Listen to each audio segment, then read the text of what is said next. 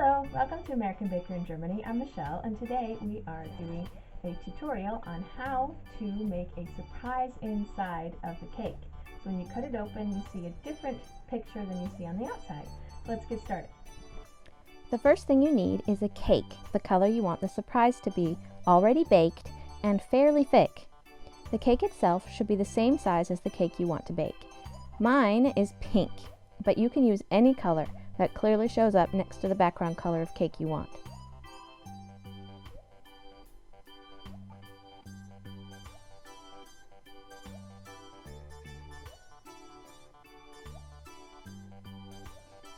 Then cut the cake into slices. These shouldn't be much thicker than your cookie cutter you will be using. I began with these slices, but eventually cut them in half. This is a 5-inch round cake and about as small as will work for a surprise inside cake. Now take the same tin you used to bake the colored cake and put a couple of tablespoons of the second colored cake batter. I'm using white today. Just make sure the colored cake will show up with this as a background.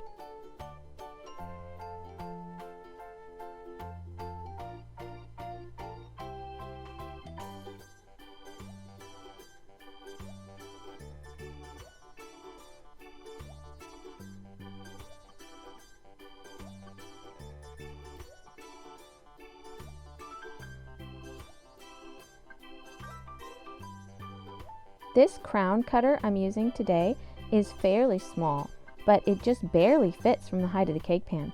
So make sure your cake pan is deep enough to hold the entire cutter. Now press your cutter into the slice of cake, removing the excess from around it.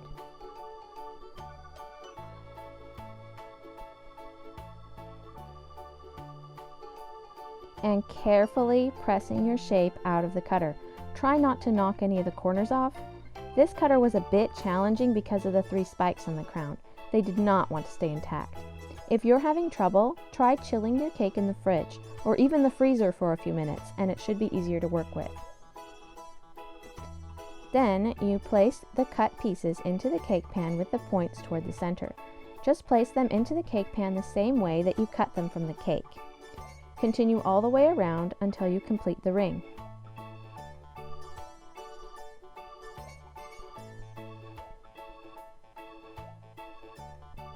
What can happen though is that the pieces don't quite match up. If that happens, just readjust them until the ring is a bit smaller and they all touch each other. Adjust the smaller parts if you need to. Now comes the tricky part. Do not pour your batter into the cake pan. If you do, you will knock your cake pieces apart and they won't be in the same position they need to be. You can spoon your batter in, or I actually found it easier to put some batter into a piping bag and to pipe it right where it needs to be. Make sure you fill in all the little areas.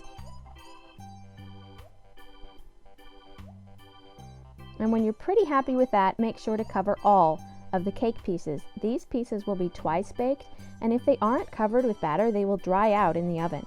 If you cover them though, they will taste fine. Be careful in smoothing the batter not to knock the cake pieces about. Bake the cake according to your cake recipe instructions, being very careful how you test for doneness. If you put a toothpick in the wrong place, you might think it's done because you were really testing the twice baked pieces inside, but the batter is actually not finished baking. I speak from experience. So only test portions of the cake where there was only batter. If you covered it well enough with batter, you should be able to level the cake. If you have little pieces peeking out of the top, then don't level it. It will cut an edge off of your design.